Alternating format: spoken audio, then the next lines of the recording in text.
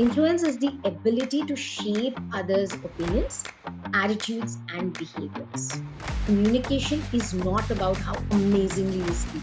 Leaders with emotional intelligence don't just manage teams, they inspire them.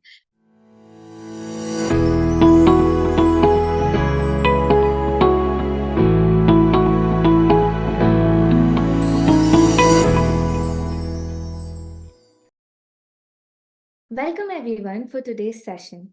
Leadership is a concept that has evolved over centuries.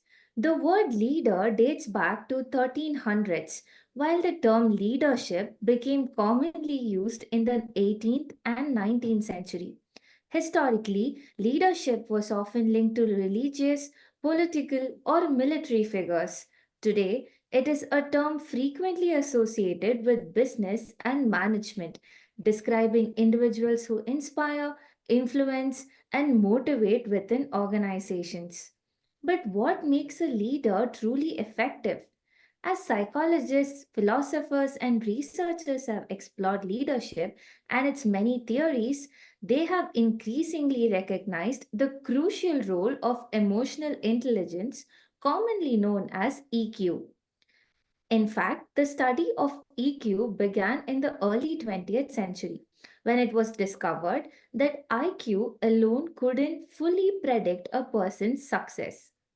Leadership isn't something that people are born with, it's a skill that can be taught and also developed.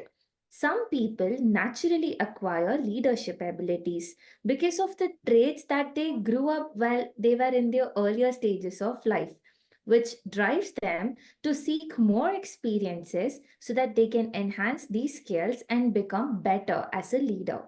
Smart individuals will focus on problem solving and gaining expertise. Driven people will rise to positions of responsibility. Empathetic people will excel in connecting with others. And all those with high emotional intelligence will navigate stress and pressure with resilience. Now that we talked about leadership, emotional intelligence, being empathetic towards people, and so on, let's get to know more about this with April. Let me introduce you all to today's speaker, April Strong. She is a TEDx speaker and a globally certified NLP practitioner known for her expertise in communication and public speaking, particularly in mentoring C suite level leaders to enhance their influence and motivate their team. As an ICF certified mindset coach with over 640 hours of coaching experience, she has made a significant impact by guiding individuals and teams towards personal and professional growth. April also serves as corporate trainer focusing on behavioral and communication skills and has collaborated with leading brands such as HDFC, AMC, and Burgon Skills. Recognized as LinkedIn top voice for training into 2023, her approach to life is shaped by two guiding principles. Don't stress over what you can't control and view every experience either as a gift or a lesson. So, with this note, I would like to welcome April to take over for today's webinar. Thank you, Veera. All right. So before I start, I wanted to tell you something that thank you for those questions. I think most people would think that we knew we were going to ask these questions and we're going to have that conversation. But I really love when things just flow and, you get the kya bolte usko natural answers out. So yeah, thank you for that. It was interesting having that conversation with you. And so as we proceed at any place, if you want me to stop or you want me to give me how much time we have left, feel free to do that. We are going to be talking about conversations and leadership. And when it comes to, because I work with a lot of leaders, what I quite a few times hear is that leadership is about some position. People think that it is about their title. People think it is about how many people report to them or they report or not. What I'm here to tell you, number one, is that um, whether it is conversations or it is about leadership, It is for all of us. So yeah, I mean, as much as you can be present. And all I want is that if I can add a little bit of value, that would be amazing. And that's what I'm hoping for. So yeah, so the first topic that we're going to discuss today is about influence. So we're talking about the art of influence and persuasion. So when it comes to influence, what most of us believe that to influence someone, we need to have great speaking skills, and that's all. If we can speak, we can influence someone. But that is half the truth, and that's what I wanted to share with all of us today. Number one, let's look at what is influence. Influence is the ability to shape others' opinions, attitudes, and behaviors. Now, there's another word which is persuasion that is used quite often along with influence. Let's see what is persuasion.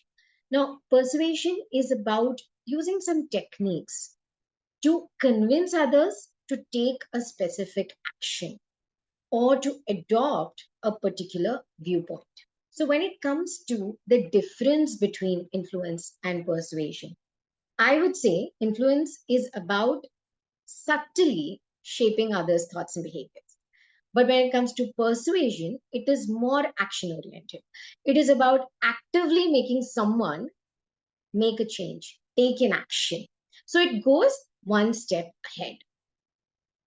Now, when it comes to influencing skills, like I just pointed out, a lot of us think that it is about speaking skills. But what I would really like to point out is that speaking can only take you halfway through your battle, not the entire path. When it comes to influence, the true power of influence comes from the trust that we earn. And it is really not about the ability to speak well, which is something that most people believe.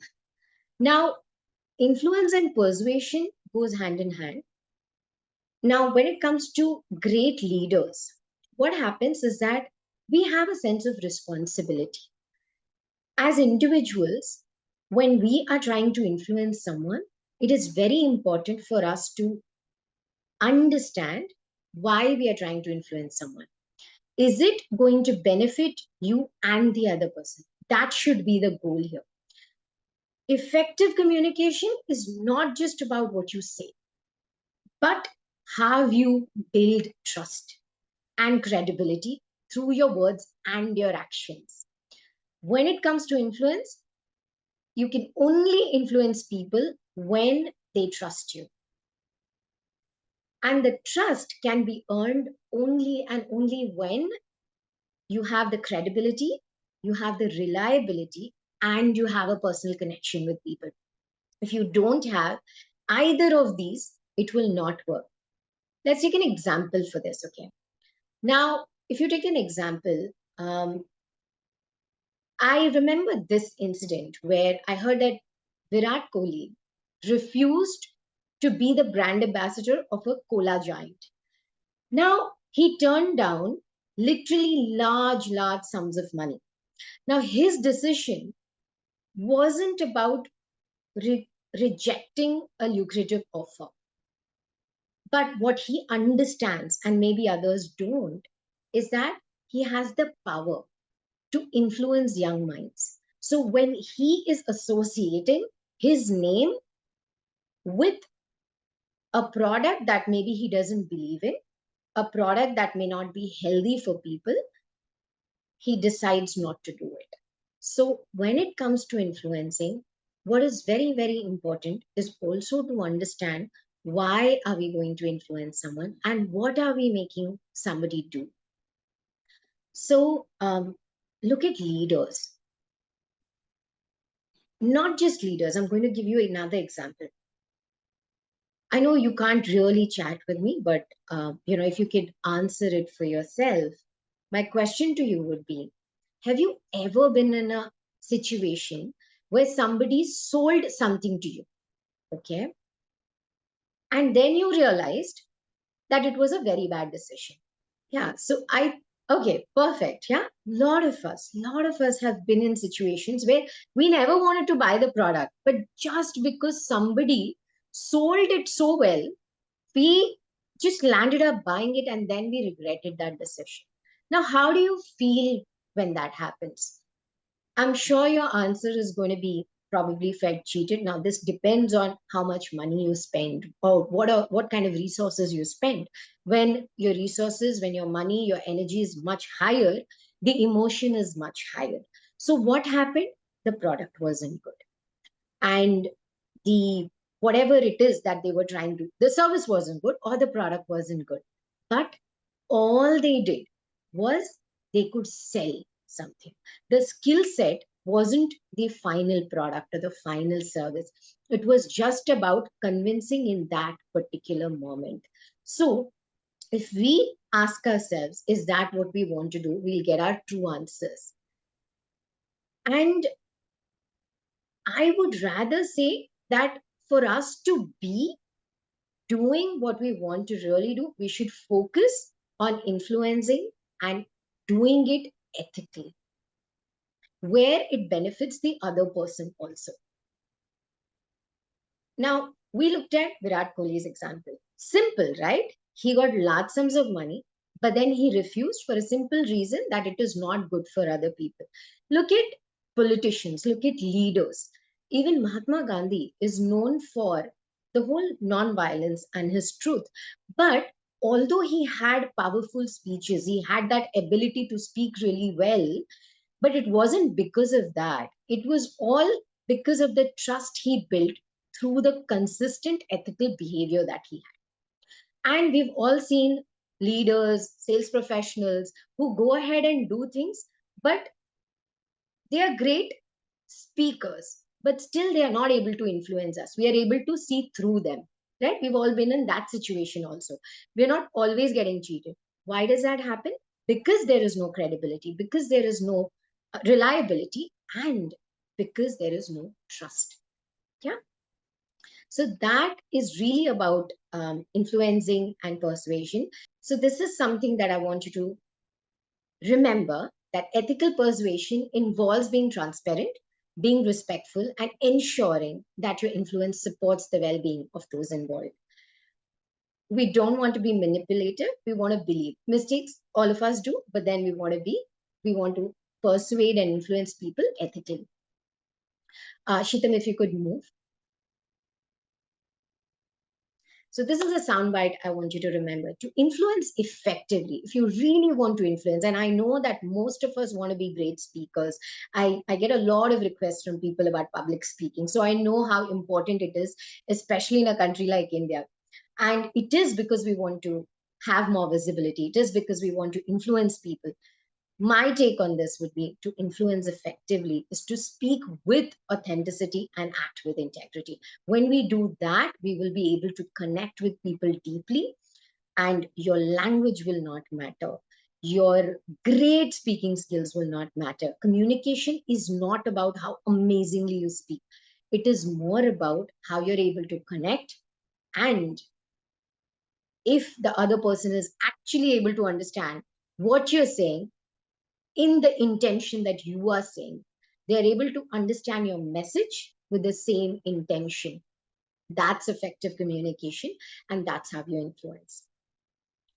So, yeah, that is about influencing and persuasion. Now that we understand that influence and persuasion, there's a thin difference between both these concepts. Right. And by talk, I understand that persuasion is mostly used for immediate results or short term results.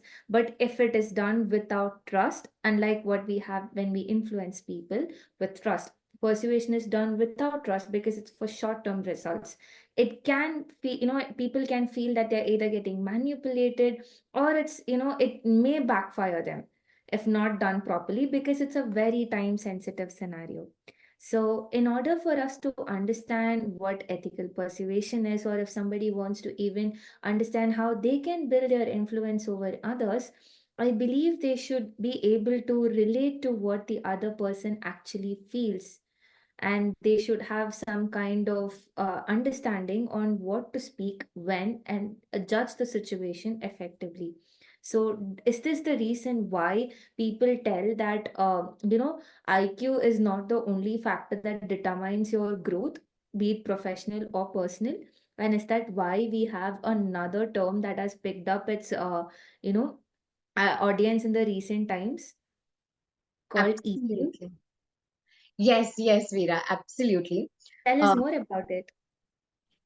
so you're right that when it comes to, like we said, in influencing and persuasion, how you're doing it, why you're doing it, is it for the other person also is important. And that's where your emotional intelligence comes. Because what is emotional intelligence? It is about understanding your own emotions, also empathizing and understanding the other person's emotions. Now, only when you are able to build this skill is when you're able to connect with your team members much better. You are perceived as someone who is able to understand them, who is able to empathize with them. And that's why, like you rightly pointed out, IQ only works until a certain point. Okay, like the phrase that I generally say is that your credentials and the tags that you have as a leader, it only works until you enter the ring. Okay, once you enter the ring, people don't care whether it's people you report to or people who are reporting it you I mean, reporting to you. They really don't care about which college you studied or what you did. What they now care about is what do you bring to the table, and what you bring to the table is, of course, your skill set, how you're handling situations, but a lot of times it has to be your emotional intelligence. And emotional intelligence, as important as emotional intelligence is, I personally think there's another um, attribute which is equally important, which people don't understand. That is emotional agility. So we will first, let's look at the emotional intelligence part of it, and then we will understand how agility works. So when it comes to emotional intelligence, it is the ability to recognize and manage your own emotions and understand others.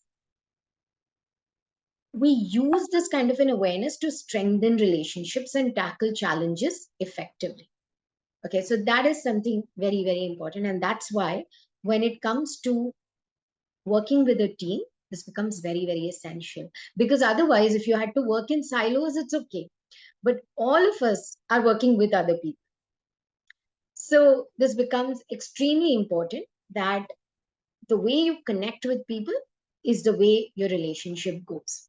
Leaders with emotional intelligence don't just manage teams, they inspire them. Because at the end of the day, what happens is we cannot control situations. Like we cannot say, okay, fine, koi problem hona hi nahi chahiye. There shouldn't be a mistake or there shouldn't be a problem. It is going to happen. But in those challenging times, how resilient are you? How are you able to deal with the challenge and deal with your team? Is the true representation of who you are as a leader.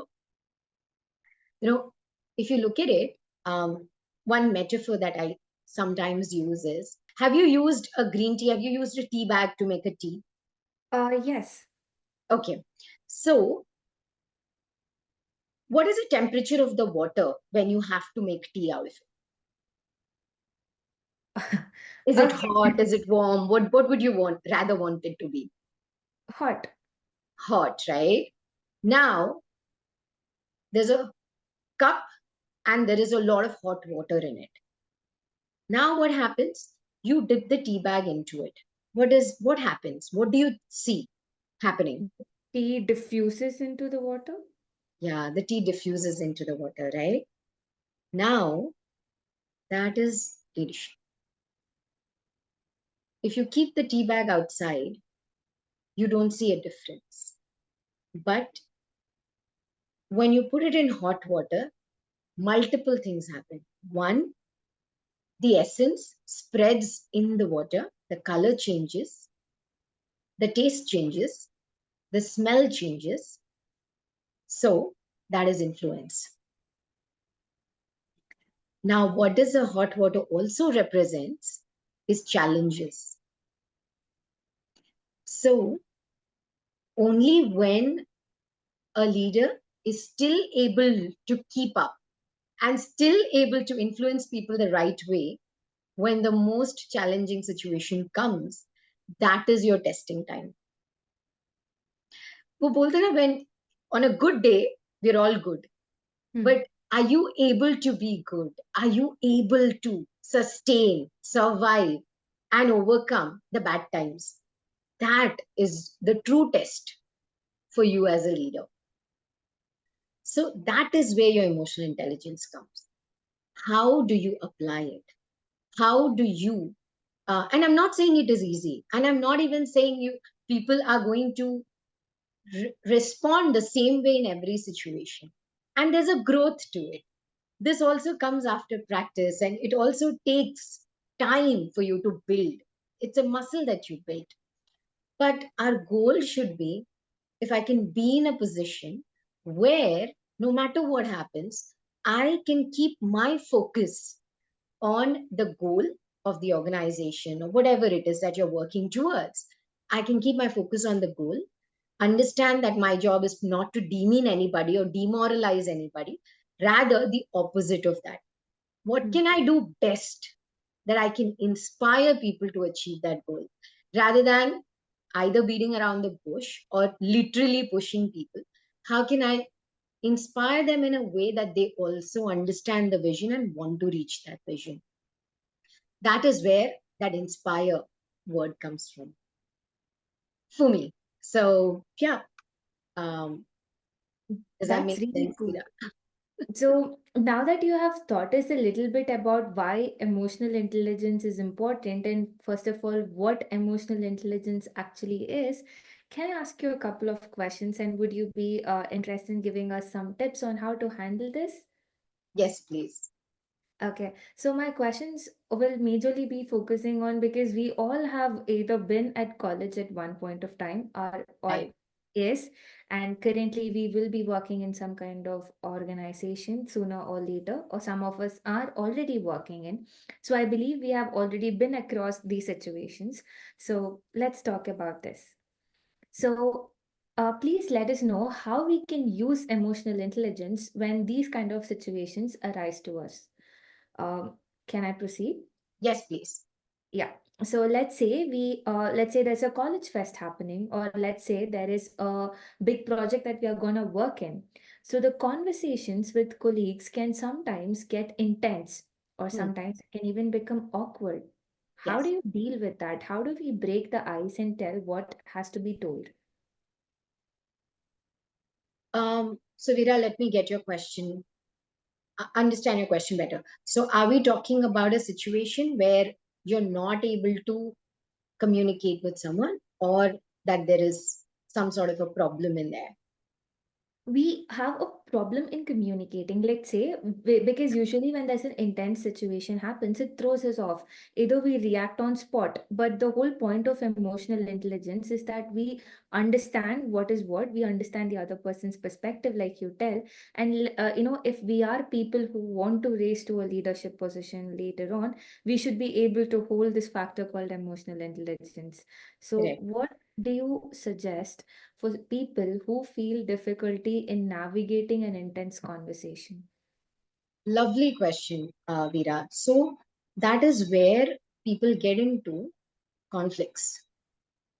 Okay. They get into situations where they're not able to communicate their ideas and nothing really works out.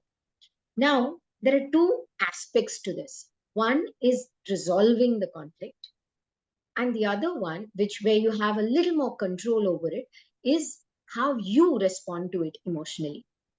So, a better terminology that I would rather suggest is the first step, which is the emotional agility that you want Hmm. to build in yourself, which is another thing that because I'm a mindset coach, I deal with emotional agility also. Now, what is emotional agility? Is how do you respond to the challenges? How do you take control of the situation and understand what is it that I can do in this situation? What is it that is in my control right now? And how can I navigate through this challenge and come out of it? I'll give you a definition. Shitam, if you could move. So, emotional agility is a skill of handling your emotions in a very flexible way, allowing you to adapt and respond thoughtfully in tough situations rather than just reacting on impulse. It's all about responding, it's all about thinking through and responding in a way that you can navigate the challenge. Sheeta, next slide. Here's something I want people to have in their mind. To lead with agility is to turn emotional setbacks into powerful comebacks. So we can't go deep into this topic, but at the end of the day, what we want to develop is that muscle where you want to see what is in your circle of influence. You want to see what is in my control and how I can navigate through the situation. Now, the example that you shared, um, a conflicting situation, we can see how we can deal with a conflicting situation. So the poll is, what do you think makes it hard to resolve conflicts? A, is it avoiding the conversation? Or is it ignoring the problem? Or C, are you being nice to everyone? So the highest voted answer is avoiding the conversation. So when we avoid the conversation, it makes it difficult to resolve the conflict, is what our audience think. So, April, what is your take on this? And how does one learn more about how to resolve a conflict better? Because I have read in a recent study that says most of the time, not just most of the time, to be really, really honest, leaders spend about 24% of their time resolving conflicts. So I think this is something really important for be it freshers or be it people who are already in their career growth. So tell us your thoughts. 100%, Veera, what you said is totally true. And yes, the answer is right. Avoiding the conversation is the right answer. Now, many people, like 37%, have also mentioned being too nice to everyone. Being too nice to everyone is not a great choice, which is true. But that doesn't come in the way really of resolving conflict, because you will not probably be in a conflict if you're being too nice to everyone, because you just accept everyone's ideas. So, why is avoiding conversation the worst thing that we can do to resolve conflicts? Like you pointed out, yes, leaders do spend a lot of time in resolving conflicts. Number one reason why this happens is because people don't know how to have a conversation.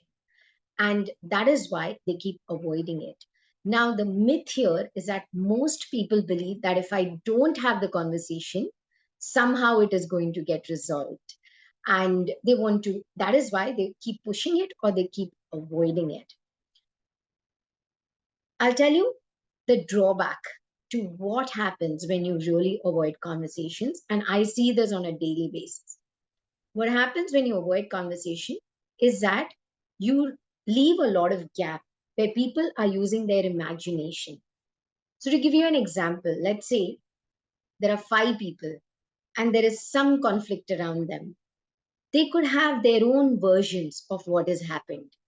They would evaluate, oh, this person is not even talking to me because of that conflict. But maybe that person did not have a good day today. So, when we avoid open and transparent communication, our conflicts keep increasing, which we fail to understand. When the first thing that I want everybody, I wouldn't say I want, but the first thing I'd like people to understand is that any conflict conversation is always going to be difficult. It's not going to be a cakewalk. It is not going to be like, oh, wow, I want to have this conversation with you. It is not like meeting a best friend after 5 years where you have a lot of stories to share.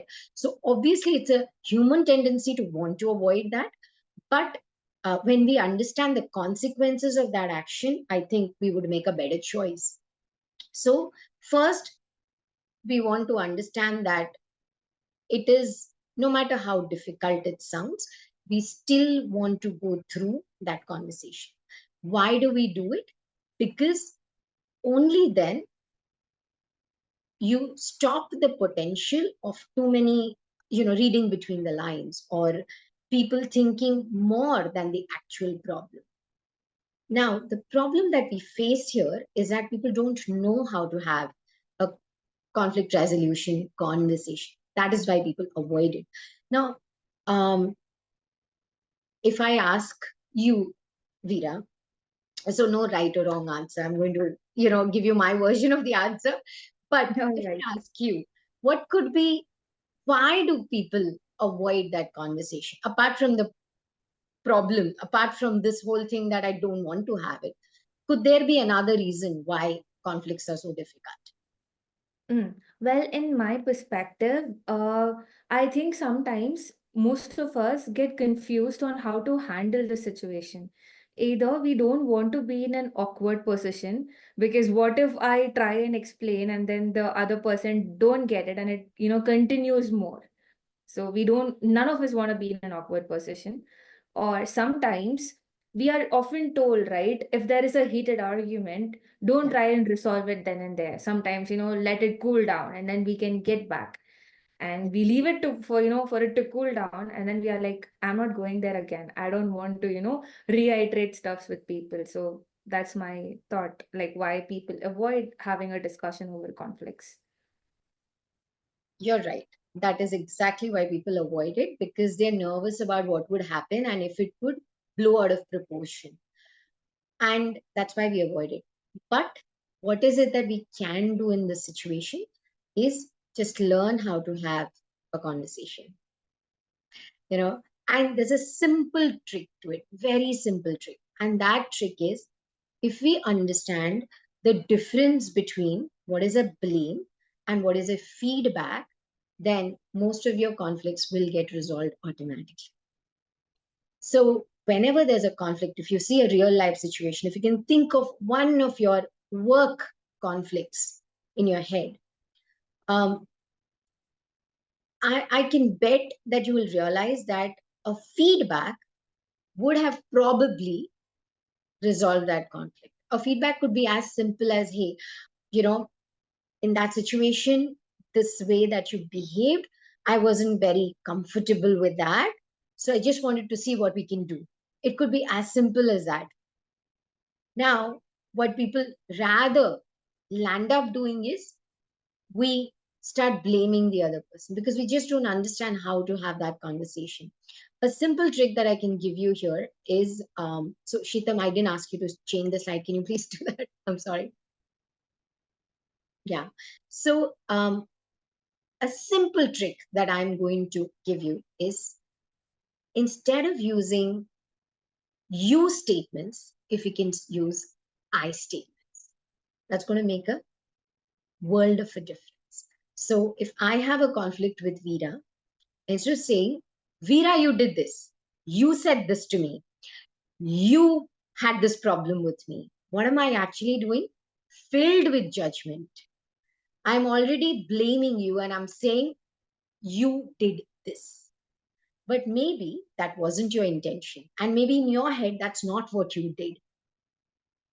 If I want to make a small change in making it not very conflicting, but rather a conversation from which I can get an outcome, all I can start with is use I statements. So I say that, Veera, I felt bad when this happened. I heard you say.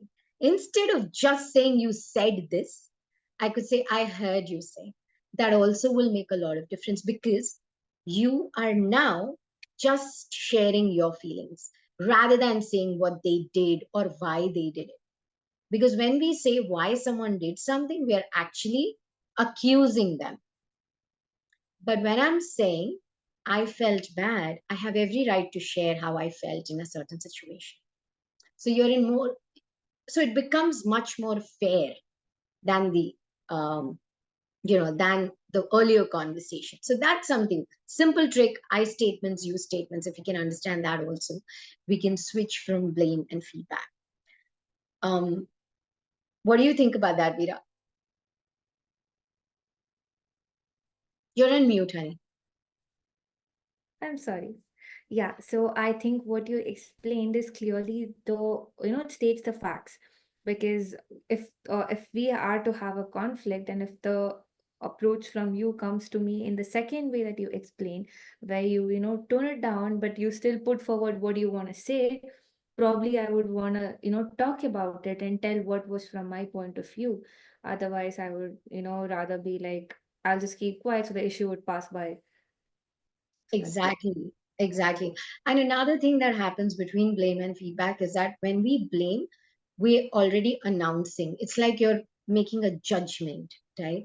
You're not allowing the other person to explain his side of the story. But when you give feedback and you wait, you're allowing the other person. And this is where you both have your stories. You both get equal share of of the space. So that is what we want to do in a conflict situation. So what we have here is basically the definition. Now, the secret is that it can be a powerful catalyst for innovation when approached constructively. It is true because a lot of times conflicts happen when ideas don't match. So when ideas don't match, sometimes we get better ideas, right? So it can be a catalyst as long as we know how to deal with it.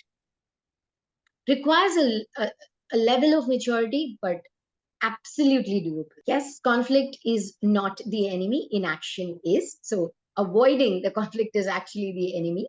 Quickly, in a minute, I'm just going to explain the strategies for resolution. Like we discussed, you first want to understand what is the difference between blame and feedback. You want to understand active listening. What is active listening? Active listening, in simple words, is that you listen to the other person, not to judge, but to understand them clearly. And you are listening not just to their words, but also to their body language, also to their facial expressions. So you're focusing on the nonverbal communication, again, not to read between the lines and to judge, but to understand the message more clearly. Then comes empathy. Every time there is a conflict, you always want to put yourself in the other person's shoes and ask yourself why this happened, what he or she must be feeling. That is your way towards conflict resolution. Most of the times, people have their own perspectives. Collaboration, I think self explanatory, problem solving. When it comes to collaboration and problem solving, we need to have that attitude to resolve a conflict. Unless we understand that there is a conflict and this needs to be resolved, we will never get there. And it can result in years of conflict, years of people not feeling good in their work environment. So it is a responsibility. It is a responsibility of a leader as well. Instead of spending so much time resolving conflicts, if we can have a healthy conflict resolution within the team, the number of conflicts will reduce and people will learn open and transparent communication. So it becomes quite a responsibility of a leader, but he needs to have the vision that how can I reduce it? So we all know leadership. We just spoke about all of this thing. But at what stage do we get introduced towards this? Is something that really depends upon our journey, our life, the kind of paths we pick up. But yes, all of us, even when we were kids, I am sure we all grew up with our childhood friends where we end up playing a game. There are a group of friends, and one person becomes the leader, or we all fight to become that one person who has the most power in the game. Yeah. So we have been in a situation where we wanted to be the leader. There are situations where some of our friends have been the leader, or our colleagues, or be it a college event, be it a workspace, all of these areas, it has been there. So I would like to know what was the first time, or what is something that inspired you to take up a leadership role? All right, that takes me years ago. So yes, I was the university representative for my college. I Mhm. think before that, I started my public speaking journey. So when it comes to public speaking itself, I would rather look at it as leadership, and because I had that capacity to be there and, talk whatever it is that I had to share, of course, with respect to whoever was helping me with the content. But when it comes to proper leadership position, I would say the UR position that I had in college, which was in during my graduation. Yeah. Did I answer you? Yes. That was good because most of us, when we were kids, when we were playing the games, we really did not understand the importance. Later, when we come to school, we start with projects, the small science project, social project, and now we land into an actual project where we are asked about, what do we do, what's the input, and what output we generate. We understand working with someone is very important, who we work with, how we talk to them, how we address a situation. So, yeah, that is something I have picked up. What was your career like? For me, I think so. My career started with public speaking when it comes to the training and that aspect. And I started as a teenager, and that's how it started to grow. I was in an IT position. I've had positions in HR and training. And then I moved to IT, and then I came back to training. I did my graduation in psychology. So I think this is what my true calling was. So a few years ago is when I was like, no, I want to go back to what makes me feel me.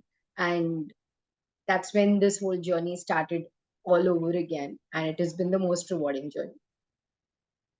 That is really impressive.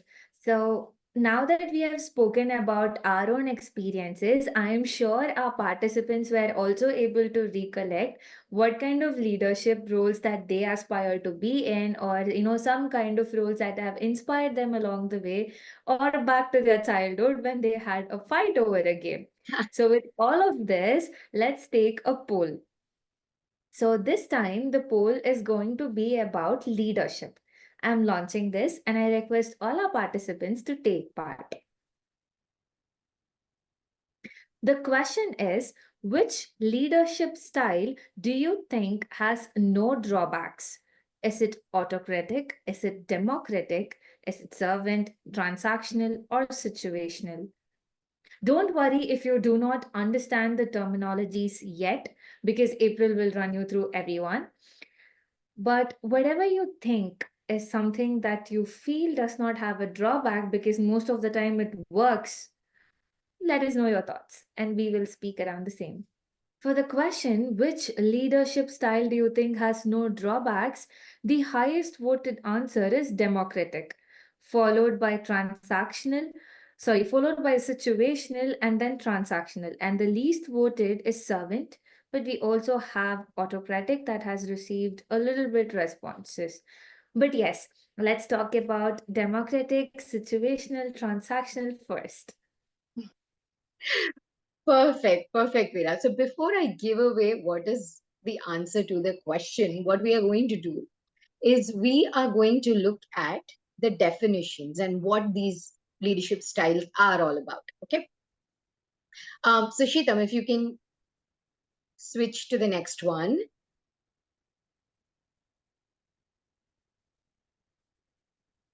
All right. So when it comes to autocratic, the leader makes the decision unilaterally. We got about 10 votes for this, I think 10% for this. Then comes democratic. Leader involves the team members in their decision making.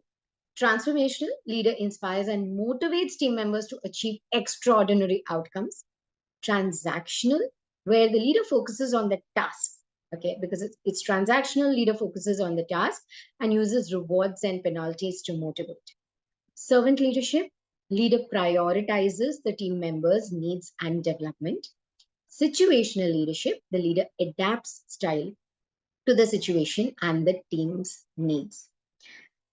This is how each of these are defined. Okay. Now, the answer to the question, Which leadership style has no drawbacks? The answer is there is no such leadership style that has no drawbacks. Every leadership style will have something uh, that wouldn't work in its favor. Basically, the answer is that in every situation, you may have to adapt and see what is right in that situation. Let me give you an example. Usually, autocratic leader is what? Or authoritarian. Autocratic or authoritarian leader is what people will always think it is a no-no. Okay. Why do we think it is a no-no? Because the leader is just taking the decision by himself. He's not talking to anybody, he's not taking anybody's response, he's just going ahead and doing it.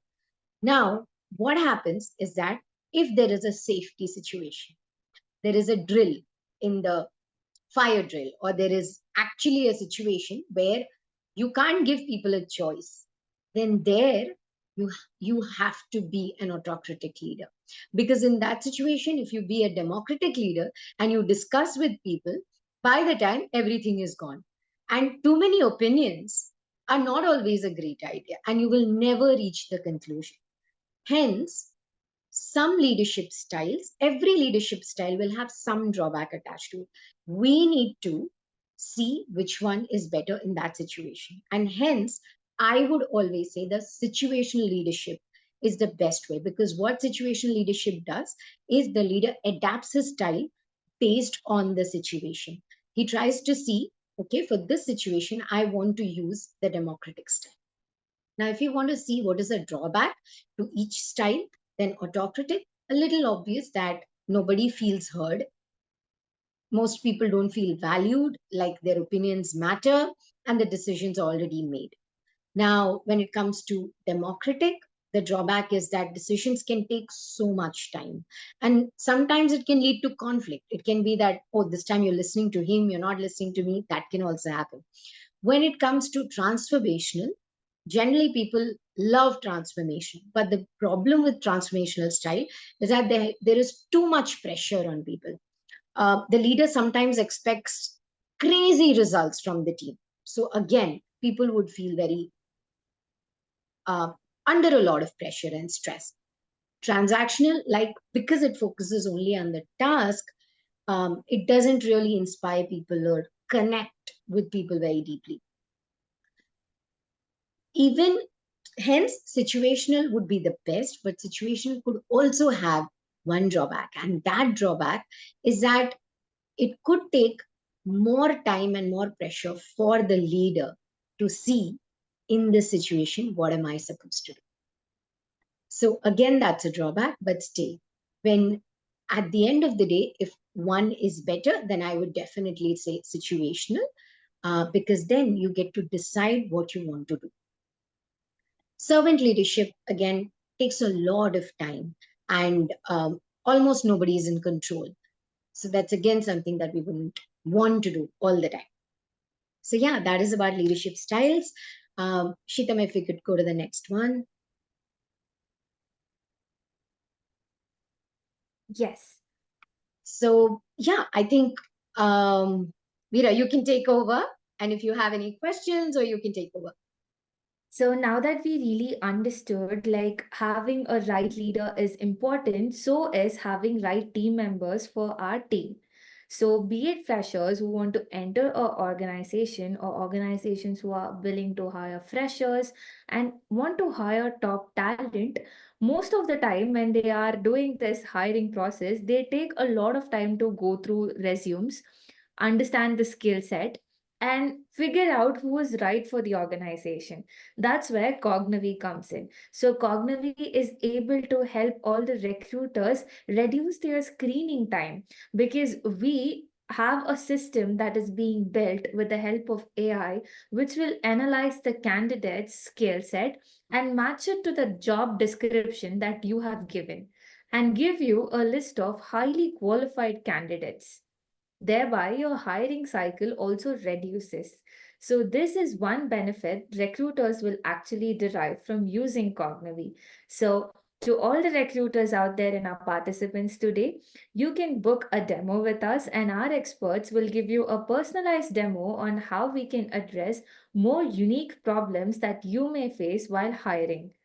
So get in touch with us and we will get back to you in less than 24 hours. Yes. So I would like to ask you, like, you just told us that you pursued psychology.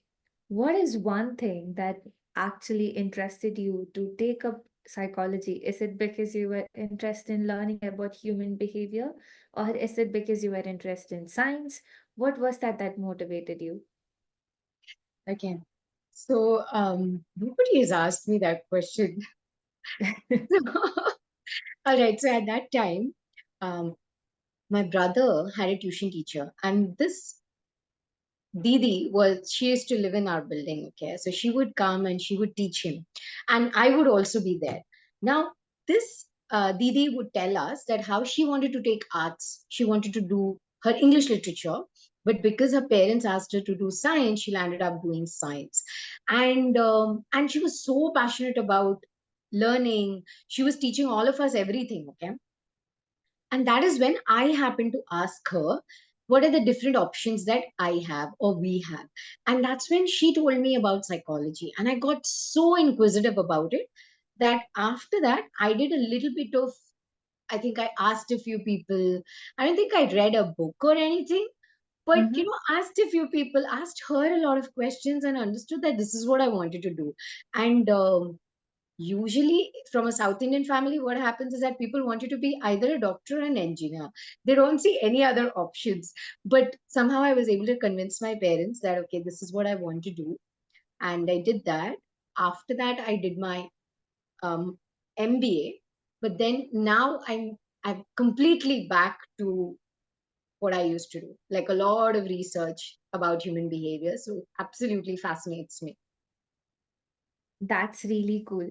So I hope all of you enjoyed the session so far, understood what we spoke about leadership, emotional intelligence, conflict resolution, and type of leaders. And those of you who are interested in knowing more about Cognavi can book in your demos. I have one question where Upendra has asked what's the meaning of Cognavi, and I would like to say this to everybody else out there. Cognavi stands for cognitive navigation. So over here, we don't just want to automate things that already is prevalent in HR domain, that is figuring out the right candidate, the ideal candidate for the organization, but rather we want to make hiring smarter. That's where we bring in AI. So we help you reduce time, but not just in a mechanical way, but in a smarter way. All right, we have our very first question for today, April. So this is by Srivatsa. How can I build trust and rapport with my peers? After, are there any small steps that I can practice and start? Lovely question. Um, I'll give you a small formula for it, okay? Basically, there is a book, and I do an entire training about this, which is called the trust quotient or the trust equation. I'm giving you a snapshot of that. When it comes to trust, we need to understand that unless I'm credible, which means um, credibility could come from what you've learned, your skill set. Are you someone who knows the job well? That's your credibility. Then comes your reliability. What is reliability? Are you doing what you say you will do? Are your actions matching your words? That's your reliability. Let's say you say that I'm going to call you at 10 o'clock and then you vanish, you ghost me. I'm not going to rely on you, right? So that's reliability. The third is the personal connection that we have with people. What is the one thing that you want to remember? So these three, the point I'm trying to make is that if you just have a personal connection, you will still not build trust. You just have credibility, you will still not build trust. You need all three. And one very important thing that you need is you want to understand your self orientation is going to be and should be much lower. What is self orientation? What do I get from this situation? People see through us, which we don't, a lot of times we don't realize that.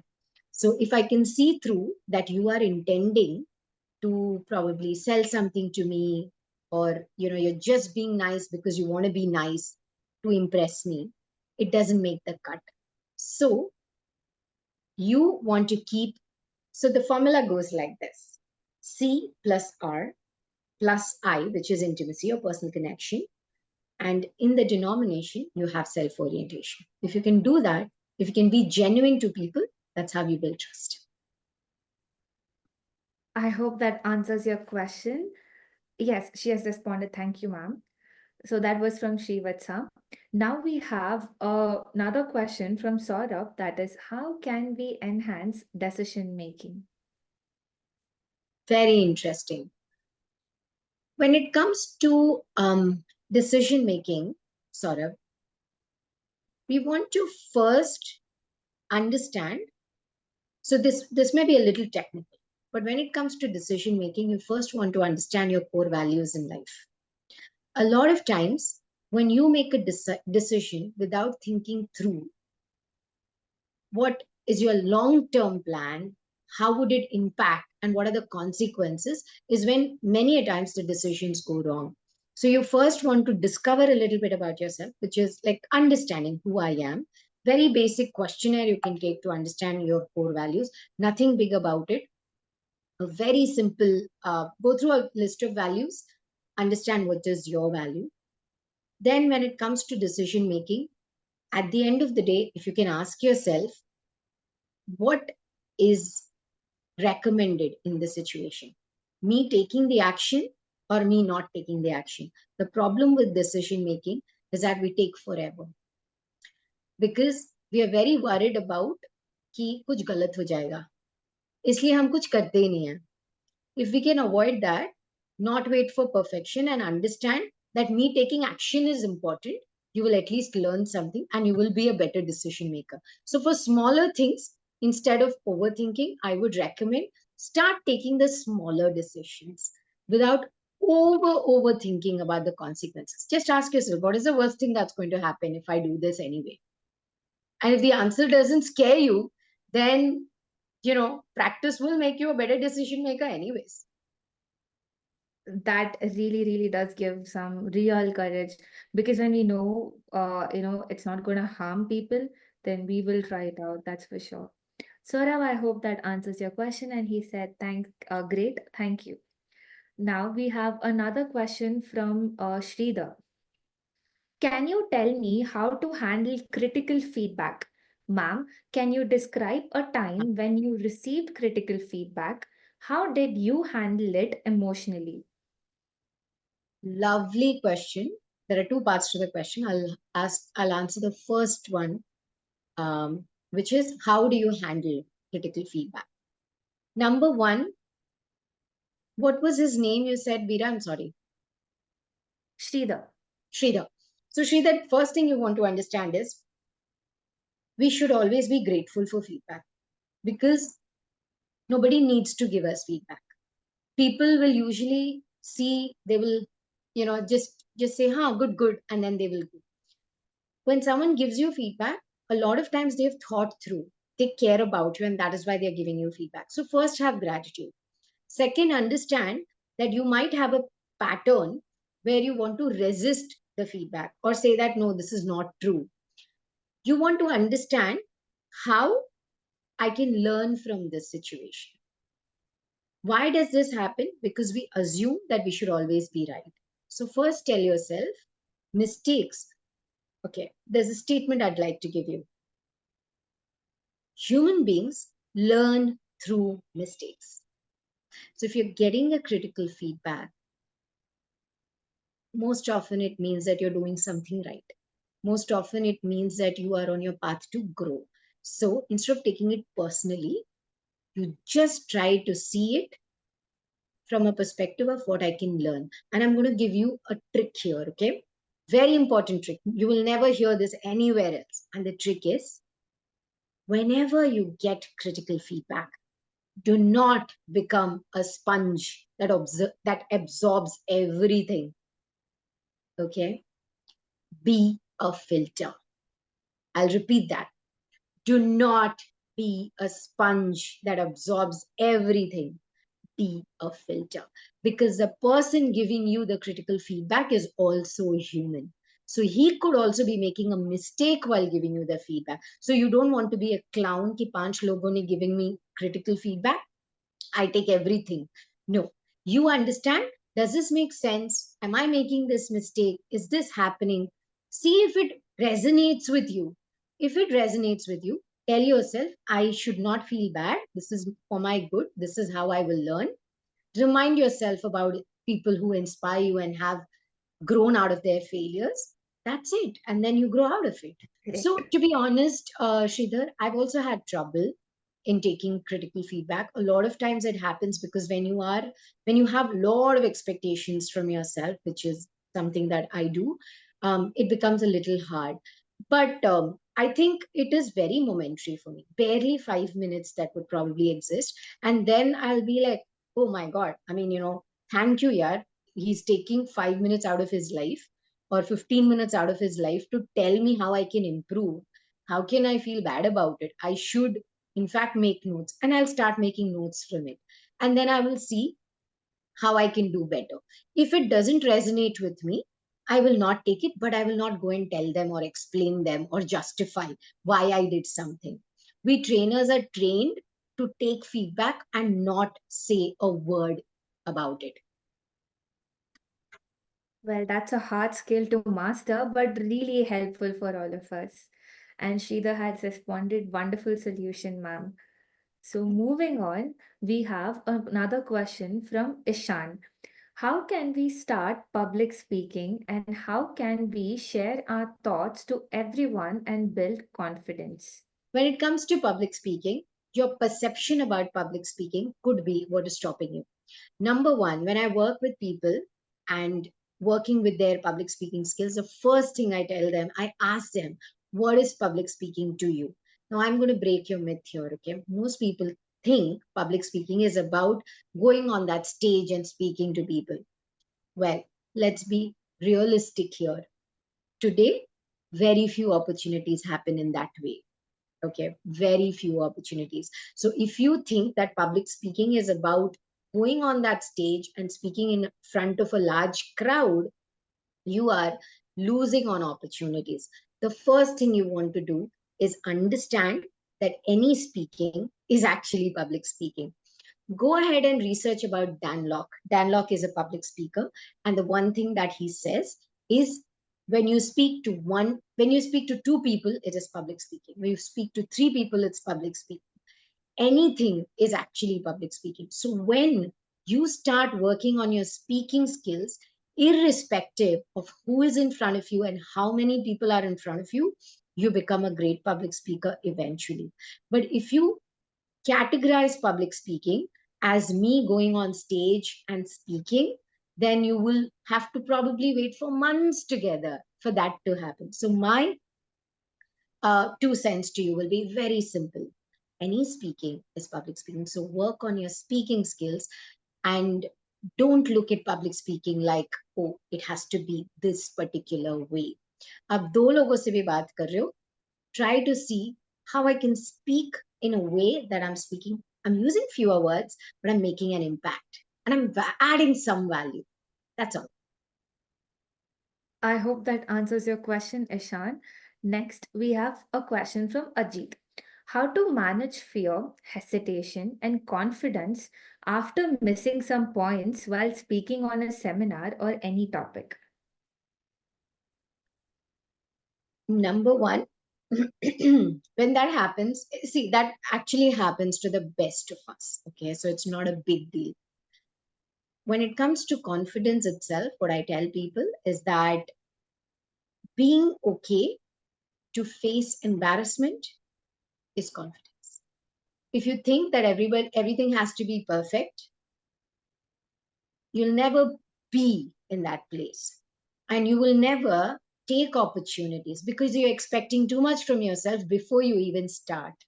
So, first thing, you want to convince yourself that me taking action is what is important. Me perfecting the art is not important today. So, why even have this fear that what should I do when I fumble?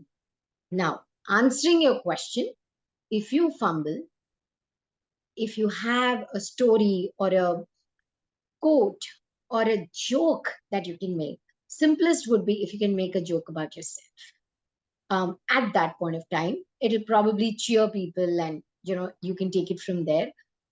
People love vulnerability. So my first thing to you would be, don't take it seriously. If you fumble, you forget a line, just take a pause, go have some water, start again, and maybe just say that, oh my God, what was that? Let's do this again. That's it. I hope that answers your question too, Ajit. Moving on, we have a question from Purnima. Ma'am, how to build public speaking skills? Is it necessary for leaders? Um, well, yes, it is necessary for leaders. And how to build, I just answered that you want to see every speaking as public speaking. That's the only way to build that muscle. So just focus on, when you're speaking to people, are you able to make an impact? Are you able to add some value? That'll make you better at it. And when it comes to public speaking for leaders, again, it is, where are they really speaking? They are also speaking to two people, three people, five people in a room. But that is public speaking. So all of us do it. We just don't categorize it as public speaking. Okay. So the next question is from Kian. I hope I'm pronouncing your name right. If not, I'm sorry. So yeah. So the question is, can we have effective communication in non-verbal way? Let's say, for example, I'm speaking to a client where language is the barrier. Kian, okay. Yeah, Okay. that's a very tricky question. Very tricky question. So yes, Kian. Okay, I'm not going to give you the number, but I can tell you one thing for sure, that your non-verbal communication is actually way more important than your verbal communication.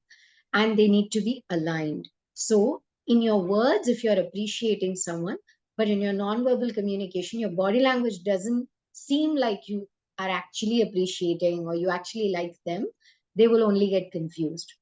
So, to answer your question, if there is a language barrier, then of course it depends on what kind of language barrier. I mean, if you speak to different languages completely, then uh, nonverbal also may not help as much. But let's say it is a small language barrier, which is like you are from a different country, they're from a different country, both of you are speaking English, but not great English, let's.